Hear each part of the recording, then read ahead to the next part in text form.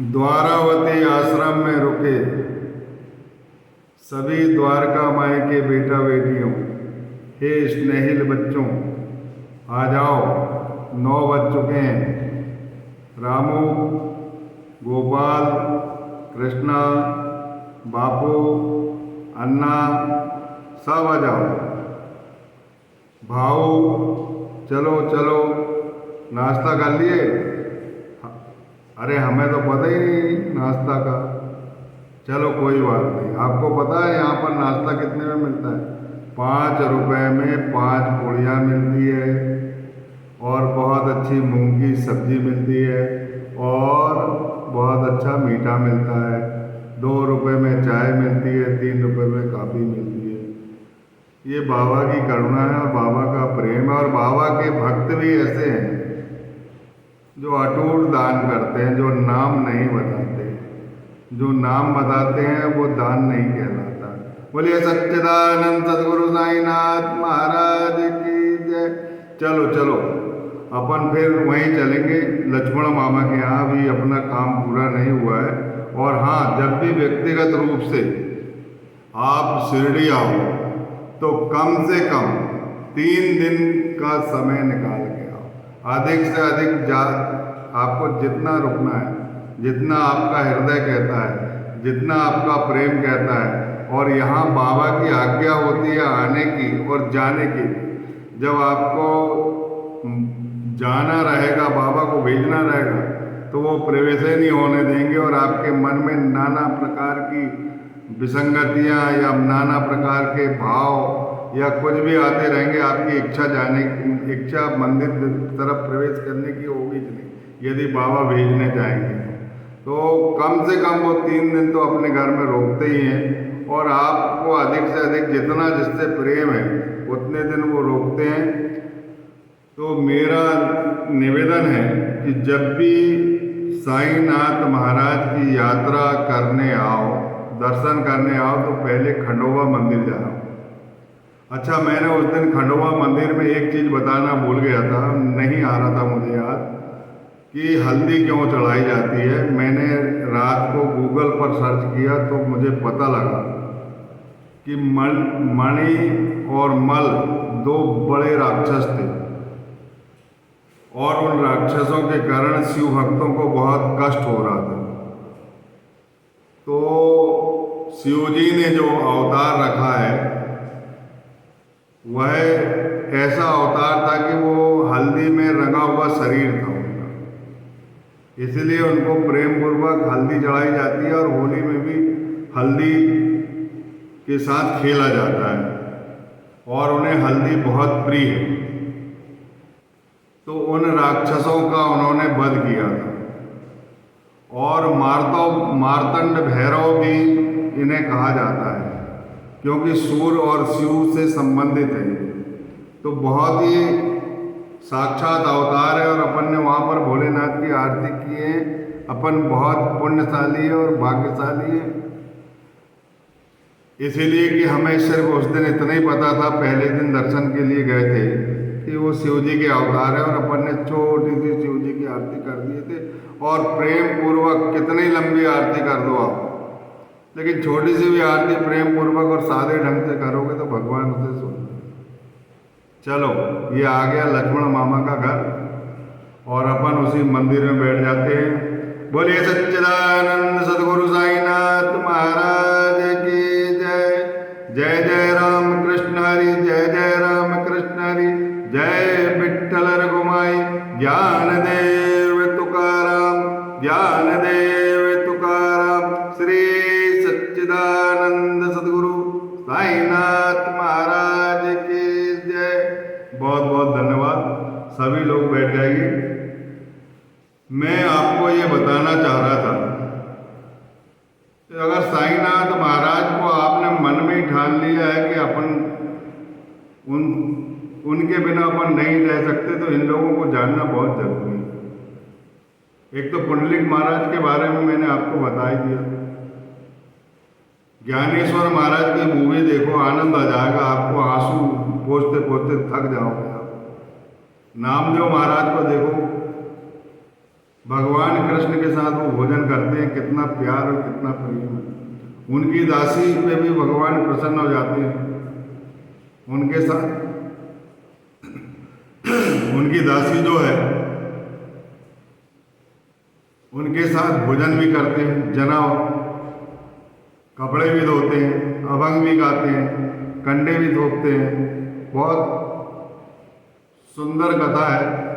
और जना की भी मूवी देखिए, अगर नामदेव की मूवी देखते तो जना की भी देखिए, एकनाथ महाराज की मूवी देखिए, तुकाराम महाराज की मूवी देखिए।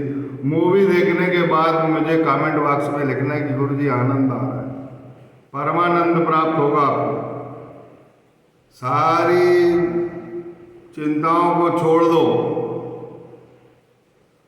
जो माया के कुचक्र और प्रसिद्धि के लिए संतगिरी कर रहे हैं, वहाँ कोई मतलब नहीं है जाने से, कुछ नहीं मिलने वाला है, केवल प्रलय होगा। और मैं निश्चित तौर पर आपसे कह दे रहा हूँ तपत पूर्वक, जिस घर में सच्चे आत्मज्ञानी गुरु का आगमन है, वहाँ कभी अकाल मृत्यु हो ही नहीं सकती। वहाँ कोई कष्ट का घेरा नहीं होगा। उसकी पंचकोशी तक का मैं दावा करता हूँ, वहाँ कष्ट नहीं आएगा। अगर सच्चे मन से, सच्चे प्रेम से, अंतःकरण से, आर्तनाद से सिसकते हुए, अश्रुधारा को बहाते हुए, हिचकोले भरते हुए, चिल्ला चिल्ला के अगर आर्तनाद जिस घर में हो गई है, वहाँ साईनाथ महाराज को तुम भगाओगे भी तो वो भगने वाले नहीं, वहीं रहेंगे। पर प्रेम करना सीख जाओ यार। मैं ये कहना चाह रहा था, महाराज पुंडलिक की कथा तो मैंने बता ही दिया था। बहुत सारगर्भित बात बता रहा हूँ।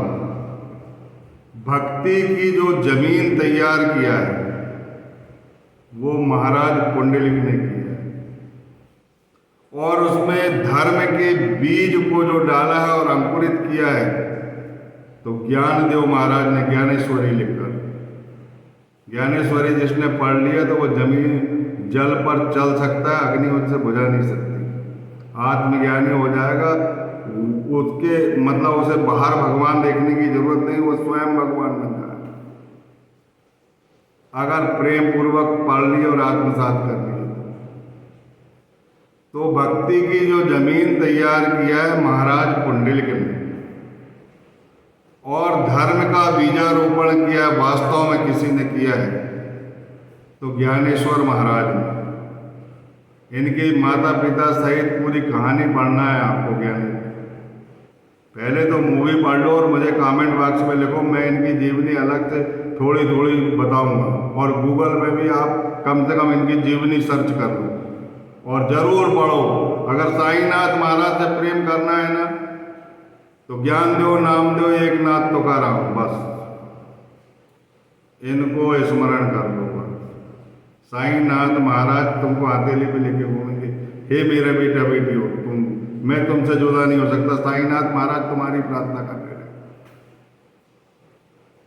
तो हे मेरे प्यारे बच्चों, भक्ति की जमीन किसने तैयार किया? महाराज पुंडलिक ने। विट्ठल को बुला दिया, खड़े करवा दिया, कहो क्या काम है, क्या तकलीफ है, क्या कष्ट है, बताओ। अभी करने को तैयार हूँ, क्योंकि पुंडलिक को वचन दिया है। और 28 युगों तक खड़े रहे, भक्ति की जमीन तैयार कर दी। किसने? महाराज पुंडलिक ने। इसके बाद उसमें धर्म का जो बीज है वो किसने डाला? ज्ञानदेव महाराज। और उसको अंकुरित कर दिया, यानी ज्ञानेश्वरी लिख दी। और उसको पल्लवित किया है नामदेव महाराज ने, जिनके साथ विट्ठल खाना खाते थे, जिनकी दासी का पूरा काम करते थे, घर का पूरा काम करते थे। और उसमें पुष्प खिला दिए एकनाथ महाराज, जिनके घर भगवान कृष्ण ने इस कलयुग में 12 वर्ष उनके घर नौकरी किए थे। उसका नाम था श्री खड़िया। और एकनाथ महाराज को पता नहीं था कि कृष्ण मेरी नौकरी कर रहे हैं, मेरे कपड़े धो रहे हैं, मेरे घर, मेरे पूजन के वस्त्र साफ कर रहे हैं, मेरे घर में खाना बना रहे हैं। सारे काम 12 वर्ष भगवान कृष्ण ने महाराज एकनाथ के हाथ। और फूल खिलाए किसने? एकनाथ महाराज। और फल लगाए और फल का वितरण किया है तो तुकाराम महाराज। ये पूजनीय है, ये धर्म की पताका फहराने वाले, झंडा गाड़ने वाले, झंडा की जगह देने वाले महाराज बोले। गड्ढा करके झंडा लगाने वाले ज्ञानेश्वर महाराज। मजबूती देने वाले, उसको मजबूती से हमेशा खड़ा रहे, अपना झंडा जो है जिस पे झंडा बांधा जाता है धर्म का, वो उस मजबूत रहे।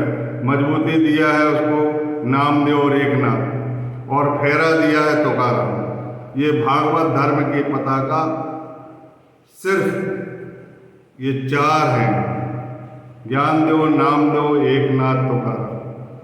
इनको याद करना। और वो जहाँ विट्ठल है वहीं बैठे, और विट्ठल को किसने बुलवा लिया? साईनाथ महाराज ने शिरडी में, और चमत्कारिक ढंग से बुलाया, कथा बता दिया। और इसीलिए भी बुलाया कि वहीं पर दासगणों महाराज भी बैठे हुए हैं। दासगणों महाराज की पैतृक संपत्ति में विट्ठल की भक्ति मिली थी। दुष्ट और अधार्मिक जनों से उनको बचा के सदगुरु ने, साईनाथ महाराज ने उनके हृदय को प्रकाशित किया, और सबसे पहले उनको विट्ठल के दर्शन करवाए, फिर प्रयाग स्नान कराया, और चमत्कारिक ढंग से विट्ठल की स्थापना कराई यहाँ लक्ष्मण मामा के यहाँ, जहाँ अपन बैठे हुए। और यहीं पर उसी रात को उन्होंने शिरडी माझे पंढरपुर की आरती ली। हे प्रिय बेटा बेटी, साईनाथ के प्यारे बच्चे, अगर साईनाथ को पाना है,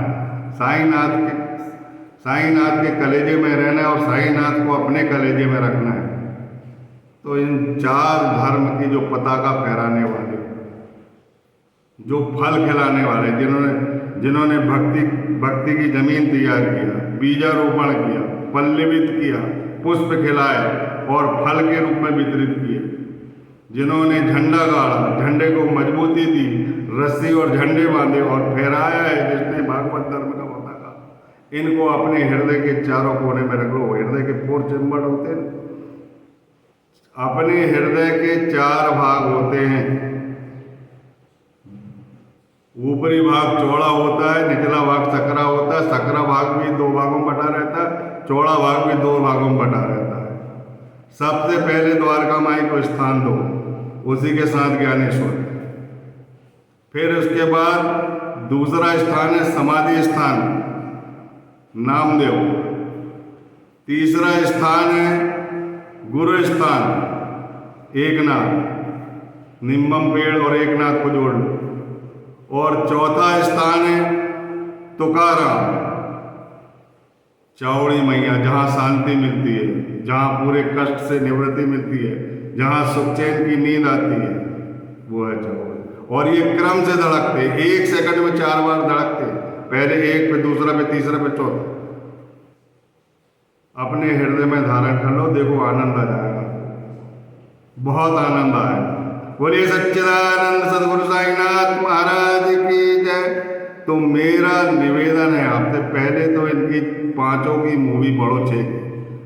एक है महाराज पुंडलिक, ज्ञानदेव, नामदेव, फिर उनकी दासी जना, एकनाथ और फिर तुकाराम। इनकी मूवी पढ़ के मुझे कमेंट्स जरूर करना। लक्ष्मण मामा के यहाँ ये 4 ही धाम हैं। और गीत गाने के लिए भी बैठे हैं, जो भजन उन्होंने तैयार किए हैं, साई रहम नजर करना, वो भी बैठे हैं। अपन साई रहम नजर करना कर लेते हैं, अपनी आवाज़ में कर लेते हैं। आवाज़ में मत देखो, यहाँ से गाओ, जिसमें ये चारों धर्म की पताका फहरी हुई है, जिसमें द्वारका माई मस्जिद, जिसमें गुरु स्थान, जिसमें समाधि स्थान, जिसमें चावड़ी। पहले द्वारका माई, फिर समाधि स्थान, वो पहले द्वारका माई, फिर समाधि स्थान, फिर गुरु स्थान, फिर चावड़ी। ज्ञानेश्वर, नामदेव, एकनाथ, तुकाराम। बोलिए सच्चिदानंद सदगुरु साईनाथ महाराज की जय। साई रहम नजर करना, बच्चों का पालन करना। साई रहम नजर करना, बच्चों का पालन जाना तुमने जगत पसारा, सब ही झूठ जमाना। जाना तुमने जगत पसारा, सब ही झूठ जमाना। हाय रहम नजर करना, बच्चों का पालन करना। हाय रहम नजर करना, बच्चों का पालन करना। मैं अंधा हूँ बंदा तुम्हारा, मुझको प्रभु दिखलाना। मैं अंधा हूँ बंदा तुम्हारा, मुझको प्रभु दिखलाना। हाय रहम नजर करना, बच्चों का पालन करना। हाय रहम नजर करना, बच्चों का पालन करना। दास गणों कहे अब क्या बोलूं, थक गई मेरी रसना। दास गणों कहे अब क्या बोलूं, थक गई मेरी रसना। साईं रहम नजर करना, बच्चों का पालन करना। हाय रहम नजर करना, बच्चों का पालन करना।